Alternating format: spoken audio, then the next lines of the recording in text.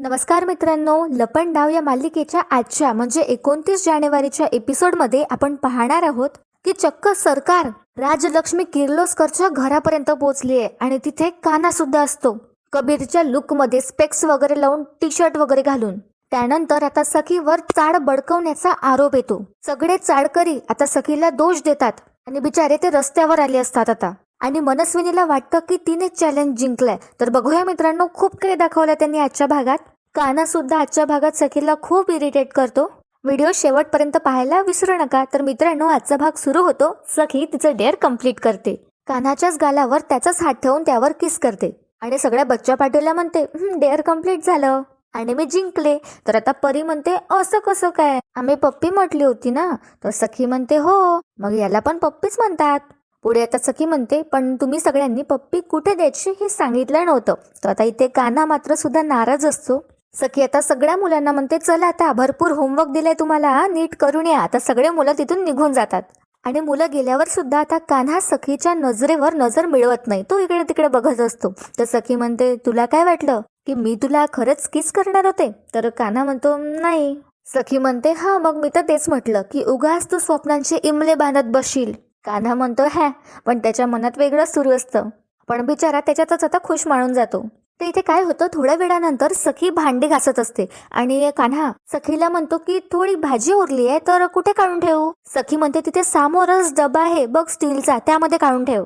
कान्हा म्हणतो, नेमकं कुठे आहे? सखी म्हणते, तुझ्या उजव्या हाताला तव्याच्या बाजूला तिथे बघ. तर आता कान्हाला स्टीलचा डबा सापडून जातो.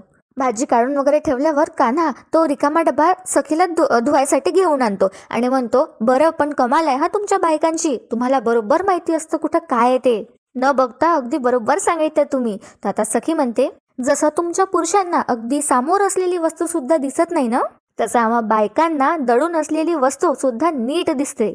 तर बघा मित्रांनो, काय होतं, सखी भांडी घासत असते तर तिच्या ज्या बांगड्या असतात त्या वाजतात. सखी म्हणते, शिबाई, मला तर ना कंटाळा चाललाय आता या बांगड्यांचा. कान्हा म्हणतो, काय बोलताय, बांगड्याचा कंटाळा? बांगड्यांचा आवाज किती मधुर असतो, त्याचा तुम्हाला त्रास होतोय? तर सखी म्हणते, हो, आता आहे ना हा आवाज माझ्या डोक्यात जायला लागलाय. कान्हा सुद्धा आता सखीला म्हणतो, तुमच्या डोक्यात, पण माझ्या मनातून तर म्हणजे माझ्या कानातून तर माझ्या मनात शिरतोय हा आवाज. तर कान्हा म्हणतो, एकदा पुन्हा वाजवून दाखवा ना तुमच्या बांगड्या. तर सखी म्हणते, हो का, इथे रात्री मला नीट झोप लागत नाही या बांगड्यांच्या आवाजामुळे. बघत राहा मित्रांनो समोर काय होणार आहे. तर कान्हा म्हणतो, सखीचा हात घेऊन त्याच्या कानाजवळ तो नेतो आणि बांगड्या वाजवत म्हणतो, ऐकू, किती गोड आवाज आहे हा. पुढे आता कान्हा सखीला म्हणतो, कसं आहे ना बेबी सरकार, आयुष्यातल्या प्रत्येक गोष्टीमध्ये एक संगीत असतं, ताल असतो, लय असतं, पण ह्या सगळ्या गोष्टी समजून घेण्यासाठी तुमच्याकडे एक मन असावं लागतं. सखी म्हणते, अरे समोरच्याला एखाद्या गोष्टीचा त्रास होतोय हे समजून घ्यायला आणि तो त्रास दूर करायला सुद्धा मन असावं लागतं. पण तुझ्याकडे ना मन आहे ना बुद्धी, असं तर सखी कान्हाला म्हणते. तर कान्हा म्हणतो, अच्छा असं म्हणताय, ठीक आहे मग आता तुम्ही बघाच. आणि बघा कान्हा काय करतो, त्याच्या दोन हाताने तो अशी चुटकी वाजवतो आणि कान्हा लिटरली गायब होतो तिथून, मिस्टर इंडिया सारखा. आणि सखी म्हणते सुद्धा, अरे कुठे झाला, कुठे गेला हा? आणि बघा मित्रांनो, कान्हा दाखवतो डायरेक्ट रोडवर सानप मामांच्या समोर. सानप मामा म्हणतात, अरे बापरे, तू तर भूतासारखाच आला. हे थोडे घाबरतात आता. तर कान्हा म्हणतो, ते जाऊ दे मामा, तुमच्या हातात काय आहे मला सांगा. तर काकांच्या हाती 2 गजरे असतात. तर सानप काका म्हणतात, गजऱ्याच्या 2 पुड्या. कान्हा म्हणतो, 2-2?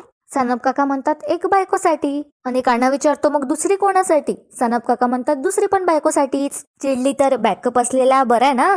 कसं आहे ना कान्हा, मी बी प्लॅन तयार ठेवतोच. तर कान्हा म्हणतो, तुम्ही बी? तर सानप काका म्हणतात, मी बी म्हणजे प्लॅन बी. तर कान्हा सुद्धा म्हणतो, बरं ते सोडा, मला एक गोष्ट सांगा, मला एक सांगा की कमरेच्या करदोड्याचा आणि ह्या गजऱ्याच्या पुढीला गुंडाळलेल्या दोरीचा काही उपयोग असतो का? तर हे सानप काका म्हणतात, नाही. तर बघा मित्रांनो काय होतं, आता कान्हा नाही ना बरोबर आहे असं म्हणतो. 2 चुटकी तो त्याची परत वाजवतो आणि स्वतःसोबत या वेळेला तो 2 गजऱ्याच्या पुढ्याला बांधलेल्या जे दोऱ्या असतात ते पण घेऊन गायब होतो. सानप काका परत घाबरतात, इकडे तिकडे बघू लागतात आणि म्हणतात, कुठे गेला हा? आणि कान्हा डायरेक्ट आता आपल्याला घरात दाखवतो, एकदम असा प्रकटल्यासारखा आताच. तर सखी कान्हाकडे बघते आणि म्हणते, आलास का परत मला त्रास द्यायला? कान्हा म्हणतो, नाही, त्रास द्यायला नाही, कमी करायला. सखी सुद्धा आता कान्हाला म्हणते, आला मोठा. आणि सखी समोर निघून जात असते तर कान्हा तिचा हात पकडतो मागून, तिला थांबवतो. आणि बघा मित्रांनो काय होणार आहे, बॅकग्राऊंड मध्ये सरसुखाची श्रावणी हे सॉन्ग चालू असतं आणि कान्हा हळूहळू सखीकडे जातो. सखीला सुद्धा खूप अवघडल्यासारखं होतं. सखी आता मागे मागे सरकते. आता सखीला मागे जायला सुद्धा जागा नसते. तर कान्हा काय करतो, सखीच्या हातावरून तो स्वतःचा असा हात फिरवतो आणि तिचा हात त्याच्या हाती घेतो. आणि त्याने जे दोरे आणले असतात ना सानप काकांकडून, त्या एक एक दोरी तो कान्हाच्या हातात सखीच्या हातातली जी बांगडी असते ना त्याला बांधून देतो. म्हणजे जेणेकरून सखीला त्या आवाजाचा इरिटेट होणार नाही आणि बांगड्यांचा आवाजाचा तिला त्रास होणार नाही. म्हणून आता कान्हा तो दोऱ्यात तिच्या बांगड्यांना बांधून देतो.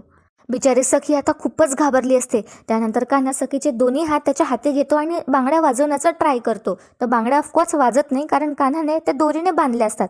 तर कान्हा म्हणतो सखीला, येतोय का आता आवाज? नाही ना? केला की नाही मी? Problem solve. पण सखी खूप घाबरली असते. कान्हा म्हणतो, काय झालं? तुम्हाला काय वाटलं? तर सखी आता कान्हाला म्हणते, उगाच गाऊपणा करू नकोस आणि भलते सलते विचारही मनात आणू नकोस, असं म्हणत सखी कान्हाला धक्का देते.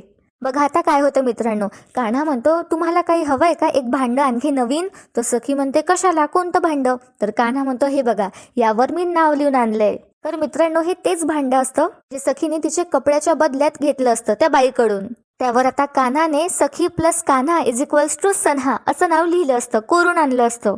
सखी आता त्या भांड्याकडे त्यावर जे नाव लिहिलं असतं हे असं, Sakhi plus Kanha is equals to Sanha, त्याकडे बघून ती सुद्धा खुश होते आणि ती कान्हाला म्हणते, असं कधी होतं का की जे आधी आपल्याला आवडत नाही ते आवडायला लागते?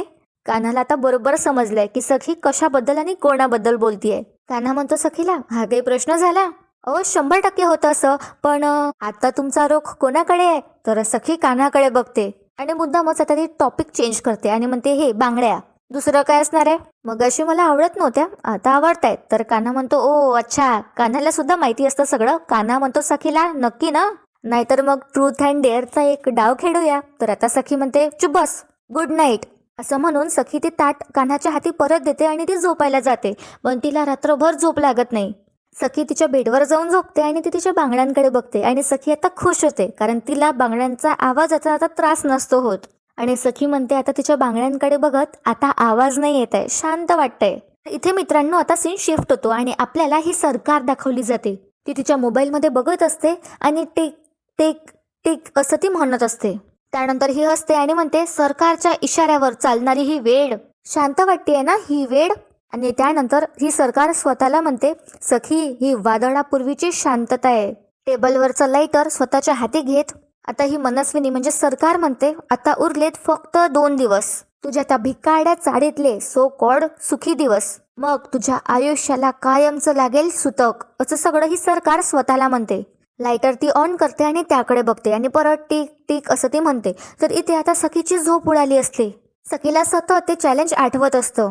कान्हा आता त्याचा कळ पलटवतो. त्याला दिसतं की सखी कसला तरी विचार करते. तो सखीला म्हणतो, रात्र झोपण्यासाठी असते, विचार करण्यासाठी नाही. आणि हे काय, तुम्ही झोपला नाही अजून? तर आता सखी सुद्धा कान्हाकडे अशी वळते आणि म्हणते, कान्हा, आय एम सिरियस. उद्या माझा या चाळीतला शेवटचा दिवस आहे.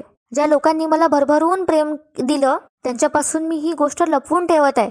त्यांच्यापासून मी एक ही गोष्ट लपवून ठेवली आहे की माझं या चाळीत येण्याचं कारण माझ्यातलं आणि सरकारमधलं चॅलेंज आहे.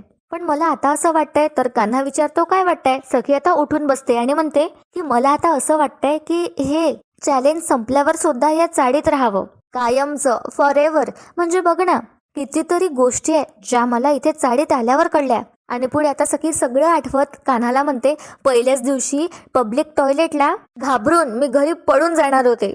आता सखीला हे सगळं आठवतं सुद्धा आणि हे आठवून सखी स्वतःवरच हसते. पुढे आता सखी म्हणते, आणि पाणी घरात नळाला येत नाही तर बाहेर जाऊन कळशीत घेऊन या लागतं. हे सुद्धा मला कळलं आणि मग शिकले मी हळूहळू कळशी उचलायला, जबाबदारी उचलायला. त्यानंतर ऑमलेट बनवायला सुद्धा शिकले.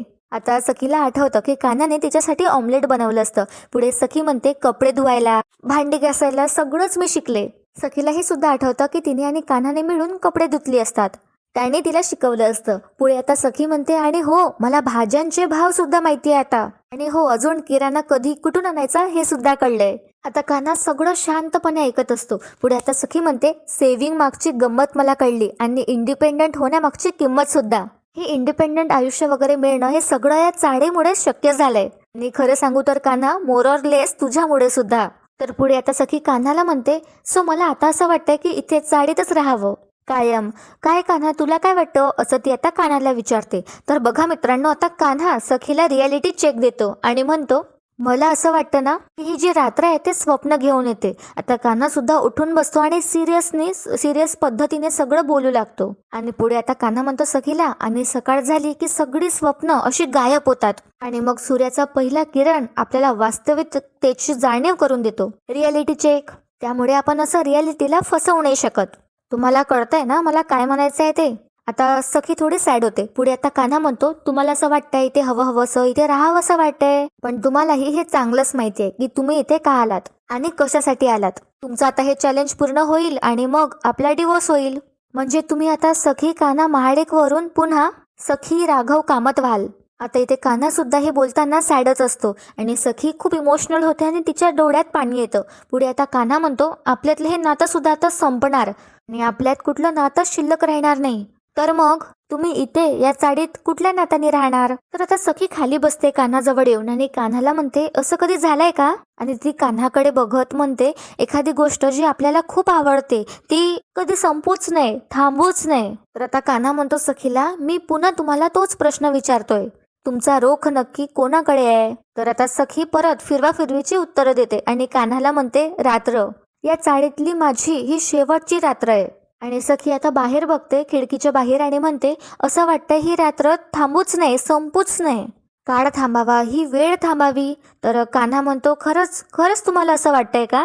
तर आता सखी सुद्धा आता कान्हाकडे बघते, पण आता सखी खरं काय ते कान्हाला सांगत नाही की तिला कान्हाला सोडून जायची इच्छा नाहीये. तर सखी आता कान्हाच्या या प्रश्नाचं उत्तर देत नाही आणि कान्हाला म्हणते गुड नाईट. सखीची आता ही अवस्था बघून कान्हा सुद्धा थोडा दुखी झाला असतो आणि दोघेही एकदम आता गप्प बसतात, पण दोघेही झोपत नाहीत. आपापल्या विचारातच असतात. उद्या काय होणार आहे चॅलेंज संपल्यावर याचा विचार ते करत असतात.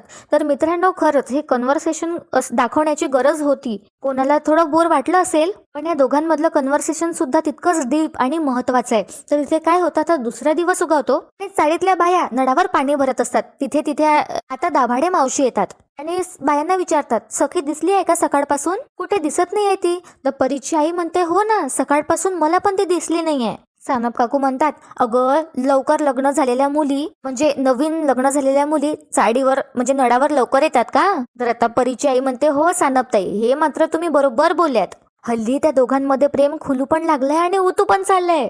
आता परिचय सगळ्या बायांना सांगून टाकते आणि म्हणते, तुम्हाला सांगते मी, संक्रांतीच्या दिवशी मी त्या दोघांना मिठी मारताना पाहिलं. आणि सगळ्या बाया म्हणतात, हो बापरे. आणि त्यातली आता एक बाई म्हणते, हो, आणि सखीने कान्हाला पप्पी दिली, मी तर असं ऐकलंय. आपली चिल्ली पिल्ली काल कल्ला करत होते, तेव्हाच मी उडता उडता ऐकलं. आता सगळ्या बाया हसू लागतात आणि दाभाडे मावशी म्हणतात, चला, म्हणजे त्यांच्या सुखी संसाराला सुरुवात झाली म्हणायचं. तितक्यात आता तिथे सखी येते पाणी भरण्यासाठी. आणि जेव्हा ती गुंड वगैरे खाली ठेवत असते तेव्हा तिच्या हातातल्या ज्या बांगड्या असतात ते बांधलेल्या सानप काकू दाखवतात बाकीच्या बायकांना इशाऱ्यानेच की बघा म्हणून. आणि आता हे सगळ्या सखीची भरपूर मजा घेतात. तर परीची आई म्हणते, आज उशीर झाला का ग सखी तुला. तर सखी म्हणते, हो ना, जरा रात्रीपासून अंग दुखते. सगळ्या बाया आता हसतात. सखी म्हणते, अरे तुम्ही हसताय काय, इथे माझी पाठ दुखतीये. सानप काकू म्हणतात, काय ग सखी, असं अचानक पाठीत कसं दुखायला लागलंय आणि तू रात्री केलंस तरी काय. सखी म्हणते, काही नाही, खरं तर भांडी घासली आणि बाकी घरची कामं करून झोपले. तर परीची आई म्हणते, नक्की तू कामच केली ना, तुला कानाने झोपूच दिलं नाही. आणि सगळ्या बाया परत आता सखीवर हसतात. आता सखीला ऑकवर्ड होतं आणि सखी म्हणते, नाही नाही, तसं काही नाहीये, तुम्ही उगाच खयाली पुलाव वगैरे शिजवू नका. आणि बघा आता काय होतं, सानप काकू सखीचा हात पकडते आणि सगळ्यांना त्या बांगड्या दाखवत म्हणते, अच्छा, म्हणजे आम्ही खयाली पुलाव शिजवतोय, मग ह्या बांगड्या कशाला बांधल्यात. आणि सगळ्या बाया आता हसतात. तर आता सखी म्हणते, यांचा खूप आवाज येत होता म्हणून कानानेच त्या बांधून दिल्या. तर त्यातली एक बाई म्हणते, अच्छा, दिवस उजळला तरी बांगड्या बांधल्याच आहेत, म्हणजे तुमचं दिवसा पण प्रेम उतू चाललं की काय. आणि परत सगळे आता सखीवर हसू लागतात. दाभाडे मावशी सगळी मजा बघत असतात. आता सखीला सगळं समजतं आणि बिचारी आता ऑकवर्ड होते आणि गप्प बसते. तर मित्रांनो, आजचा भाग इथेच संपतो. पण उद्याच्या भागात आपण पाहणार आहोत की ही सरकार स्वतः आता कबीर किर्लोस्करचा पत्ता लावत त्यांच्या घरापर्यंत पोहोचली आहे. 10 लाख कोणी दिले तिथून तिला पत्ता मिळाला असणार आहे आणि त्यामुळे ती यांच्या घरी पोहोचली आहे. आता कान्हा दार उघडायला जातो आणि समोर खुद्द सरकार असते. त्यानंतर दुसरीकडे आता सगळ्याच चाळीतल्या बाया सखीवर ब्लेम लावत असतात. सानप काकू सखीला म्हणते, बेशरमपुरी, आमच्यापासून सगळ्या सह्या घेतल्यात मेडिकल स्कीमच्या नावाने आणि ही चाळ आमच्याकडून तू बडकावून घेतली. चाड तोडण्यासाठी तिथे लोक सुद्धा आली असतात, परशु सुद्धा असतो आणि सरकार सुद्धा हे सगळं बघत असते. बिचारी सखी आता ओरडू ओरडू सांगत असते की नाही, हे खोटं आहे, मी माझ्या आईसारखी नाही आहे. हे सखीच्या तोंडून तिचं चॅलेंजचं सत्य सुद्धा निघून जातं. ऑफकोर्स आता सगळ्यांसमोर चुकीचा अर्थ पोचतो आणि दाभाडे मावशी सुद्धा आता सखीवर विश्वास ठेवत नाही आणि त्या सखीला म्हणतात, म्हणजे तू आमच्या प्रेमासाठी मायेसाठी नाही तर स्वतःच्या हट्टासाठी इथे येऊन राहिली आणि मुखवटा लावला, देखावा केला आमच्यासोबत, आमच्या भावनांसोबत तू खेळलीस. तर आता कान्हा सुद्धा काही इथे बोलू शकत नाही, कारण त्याला सुद्धा आता हे खरं माहिती असतं चॅलेंजचं, तरी तो सुद्धा कोणालाच त्याने सांगितलं नसतं. आणि हे सरकार तिच्या कारमध्ये बसून हे सगळं बघत असते, मजा घेत असते ती सगळ्या सिच्युएशनचा. तर मित्रांनो, आता चाड पूर्ण उद्ध्वस्त होणार आहे आणि या सरकारचं स्वप्न पूर्ण होईल की कान्हा काहीतरी करणार, हे बघणं खूप इंटरेस्टिंग असणार आहे. तुम्हाला आजचा भाग आवडला, व्हिडिओला लाईक करायला विसरू नका आणि चॅनलला नक्की सबस्क्राईब करा. भेटूया अशाच उद्या धमाकेदार एपिसोड सोबत. तोपर्यंत एन्जॉय आणि धन्यवाद. तुमची मतं कमेंटमध्ये कळवायला विसरू नका.